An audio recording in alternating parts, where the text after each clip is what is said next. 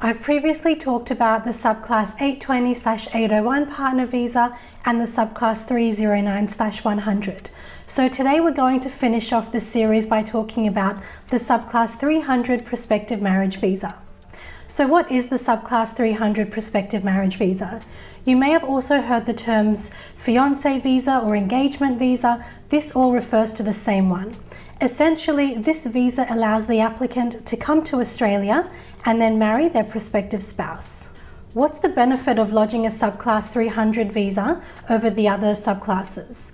Well, in my opinion, there can be lots of pros when it comes to the Subclass 300 Prospective Marriage Visa. For one, the evidentiary threshold is lower. So this visa is designed more for couples who they don't need to or they can't demonstrate that they have been living together in a de facto relationship and they're obviously not married.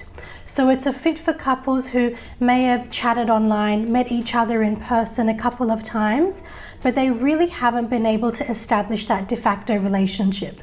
Then this visa is a good fit for them. Processing times for a Subclass 300 visa.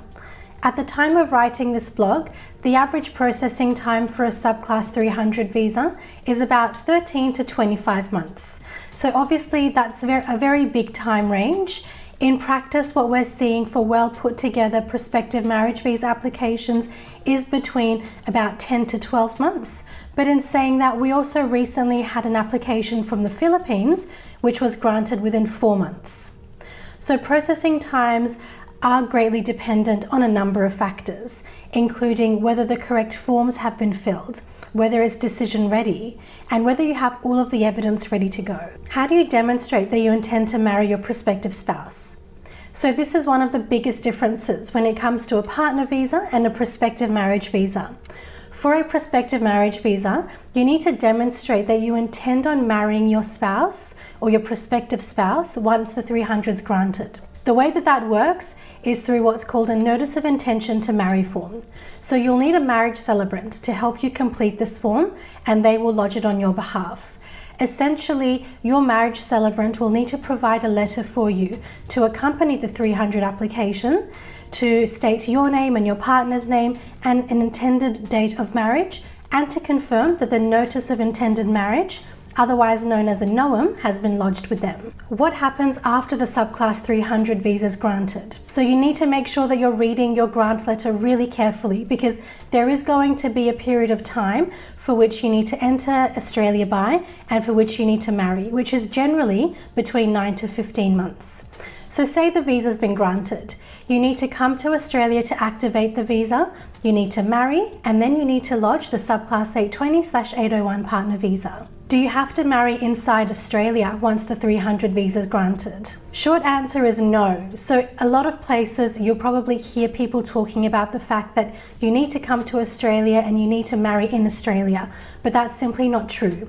So you need to use your 300 visa and activate it. So you do need to travel to Australia. But then if you want to have a destination wedding, say you want to go to Bali, you definitely can. You can get married there, come back to Australia to lodge the Subclass 820/801. What happens if you marry your prospective spouse before the 300 visa is granted? So it's really important here that if you do marry your prospective spouse before the visa is granted, that you get independent advice around this. It can make the application more complex. It is doable. You can technically marry your spouse and then convert the application to what's called the Subclass 309/100. But remember, then you're applying for a partner visa and not a prospective marriage visa. So you do need to make sure that you have enough evidence for the offshore partner visa at that stage. Health requirements and character checks for a Subclass 300 visa. So very similar to the partner visas, both onshore and offshore.